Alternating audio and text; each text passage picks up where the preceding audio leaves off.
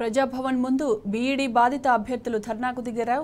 వివిధ జిల్లాల నుంచి సుమారు 600 మంది అభ్యర్థులు తరలివచ్చి ప్రజాభవన్ ఎదుట నిరసన చేపట్టారు.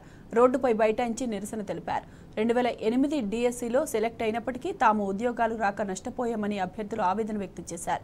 హైకోర్టు ఉత్తర్వులను తక్షణమే అమలు చేసి తమ ఉద్యోగాలు తమకు ఇవ్వాలని కాంగ్రెస్ ప్రభుత్వాన్ని డిమాండ్ చేస్తున్నారు.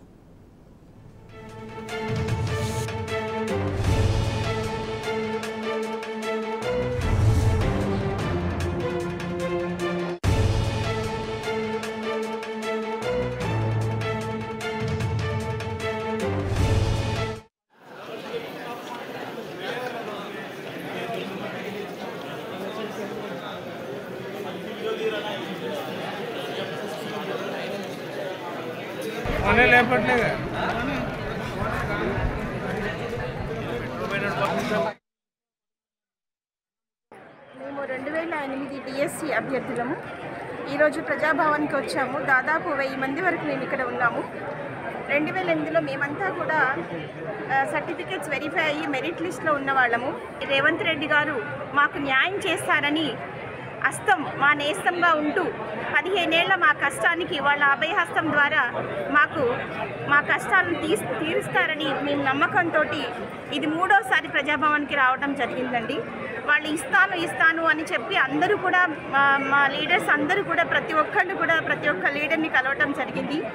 వాళ్ళు వినతి పత్రాలను ఇవ్వడం కూడా జరిగింది. మేము చూస్తామండి, మీకు న్యాయం చేస్తామని చెప్తున్నారు, కానీ ఎవరు కూడా స్పష్టమైన హామీ మాత్రం ఇవ్వలేకపోతున్నారు. విద్యాశాఖ నుంచి కానీ లేదా ముఖ్యమంత్రి వారి అభ్యర్థుల నుంచి కానీ స్పష్టమైన హామీ వచ్చేంత వరకు మేము ఎలాంటి అన్నం కానీ భోజనాలు నీళ్లు కూడా తాకుండా ఇక్కడ కూర్చొని మాకు న్యాయం జరిగే వరకు వెళ్ళము అని భీష్మించుకొని కూర్చున్నాం. నా పేరు రజిత. నేను కరీంనగర్ డిస్టిక్ నుంచి వచ్చానండి. మండలం హుజరాబాద్.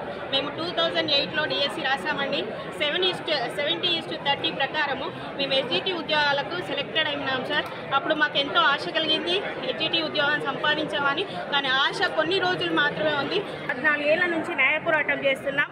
2016లో కూడా చాలా లాస్ట్ ఇయర్ మాజీ ముఖ్యమంత్రి గారు కూడా మాకు మీది న్యాయమైందే, మీకు ఇస్తామని కూడా హామీ ఇచ్చారు.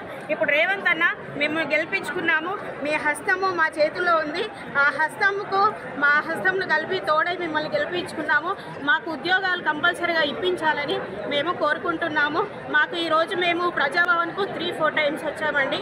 ఈ 3-4 టైమ్స్ నుంచి కూడా మాకు పాజిటివ్ సంకేతాలు వస్తున్నాయి, పోతున్నాయి. కానీ ఎవ్వరు కూడా మీకు ఈరోజు ఇస్తామని కూడా సంకేతం ఇస్తలేరండి. మీరు దయచేసి మేము ఇక్కడికి 500-600 మెంబర్స్ వచ్చాము. ఇక్కడ చూడండి, మహిళలను కూడా ఒక 300-400 మెంబర్స్ ఉన్నామండి.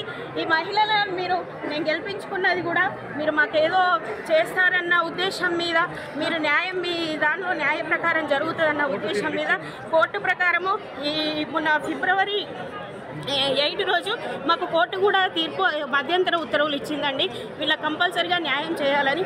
అన్న మీకు ఇక్కడికి వచ్చామంటే మీరు న్యాయం చేస్తారన్న ఉద్దేశం మీద వచ్చామండి.